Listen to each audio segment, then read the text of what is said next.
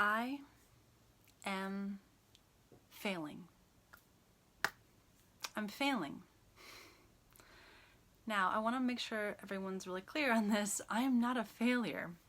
I know that I'm far from a failure, but I am failing. And I have been really scared to admit it. Ego, right? I've lived off the acclaim, superiority. I felt like, yes, I'm like the best out there. I've enjoyed what it feels like to be like on top and to be like people look up to me and to maintain like certain level of status and to be, to be called an industry leader, like, whoa, amazing. I love it. I love all of that. Like, and who wouldn't want that? Who wouldn't want to get all that kind of attention and for people to believe in me and their lives to... I wasn't supposed to do this soon. And here's the thing. I'm just gonna jump into it. I have no clients this week. Now you would say, well, it's 1 week. What's the big deal? What's 1 week? Sure, if it was just 1 week, I would be like, okay, yeah, it's just a week, not a big deal. But it's been dwindling since last fall, slowly. Before TEDx. So when I decided to really focus on TEDx and I really needed to like nail that, right? Like that was a huge deal for me. I worked so hard. And I realized at the time I gave so much energy to that and that I didn't give enough energy to maybe building my business. I mean, it looked like, I'm sure from all of you, that things were going great and I was still doing the things that I know to do, but my attention shifted and I did this amazing thing that I told somebody recently, hey, I just want you to know, I promise you, I actually did a TEDx video. I mean, a TEDx presentation or a TEDx talk. I actually did it. I promise. It actually did happen because where is it? You may be wondering where this is. So I decided to make this video to like stop the fucking charade that I am doing like really well and my business is growing and everything is wonderful, because it's not. I'm failing. So let's talk about TEDx real quick because I haven't given any of you an update of what has happened. End of last week, they finally uploaded the video and I got like a notification like 10 o'clock at night one night. So I went to go check it out to realize the title was wrong. My heart sunk because the title was wrong the day that I presented it.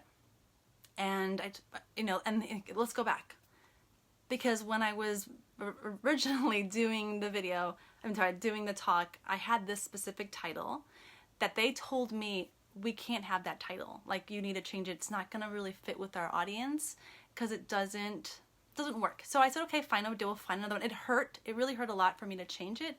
But once I realized that it didn't really go with what I was talking about anyway, I was happy to change it. I changed it. It didn't show up the day that I did the talk in front of the audience. Let down, but again, like, these are all volunteers and I've been trying to be as patient with them as possible. They're volunteers. They're doing a great thing. I have this great opportunity. Be grateful. It's okay. It's gonna work out. They said, we promise that when the video comes out, the title will be correct. And then, we had this kind of an assumption. They said January, by the end of January, your video should be out. Fantastic. So January went, February went, March was here. And a lot, by that point I'd kind of given up. And I want to tell you what it meant to me. Like, for me, January was like the beginning of the year. This video is going to come out and it's going to revolutionize the industry. And also it's going to boost me and it's going to help me. I dedicated all this time. I sacrificed potentially like clients and marketing and time doing my business for this opportunity. And January, it didn't happen. And I was like, universe, take care of me, because I was kind of hoping for this to be my boost. And it wasn't. So March comes out, title's wrong. And I said, hey, can we change that? And they said, TEDx doesn't really like that. They don't like to make changes, but we'll see what we can do. And then I watched the video. And I get that they were having trouble with it. That's why it took so long with the audio. My audio is not professionally done. It sounds like someone was recording it from the back of the room and trying to grab my audio. So... But let me stop and be grateful. I did the thing. I got on stage. I did it. So it's not perfect. It's all, this weekend they took the video down. So it's not there. I don't know. I haven't checked today. It's not there. And they were having a board meeting this week to say, we're gonna see about putting it back up. So I'm still waiting.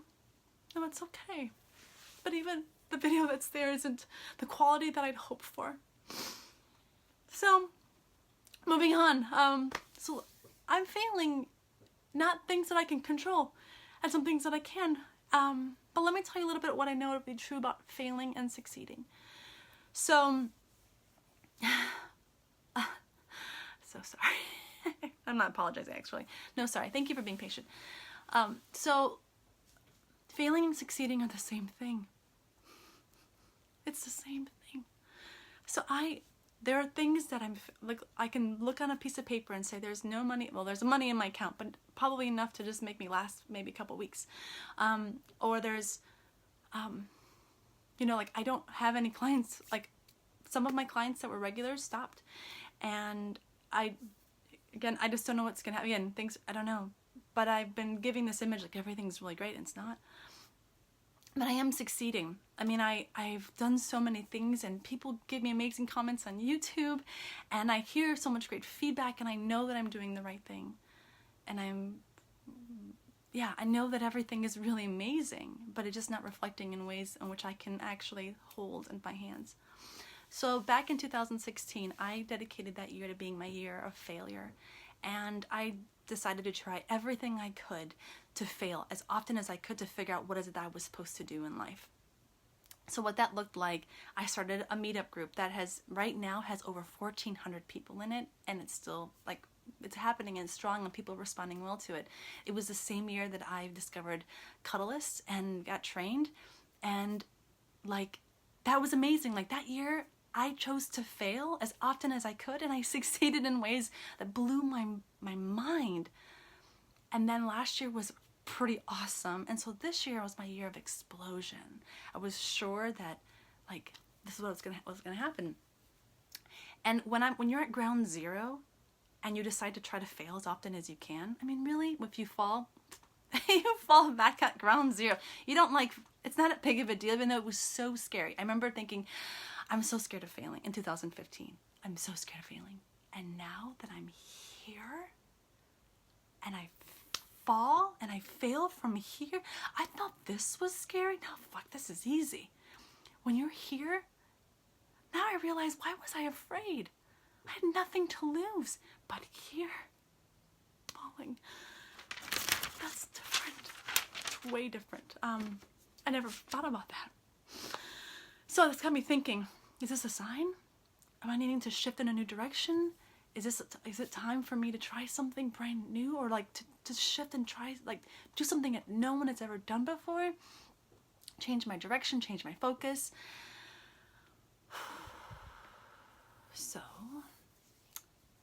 if I can tell you what I've been doing, I've had sessions, but they haven't been touch sessions. People have been coming to me for coaching, which I tell you all about. I'm like, yeah, I do a little coaching here and there, and I have it on my website. It's just kind of on there just in case somebody wants that.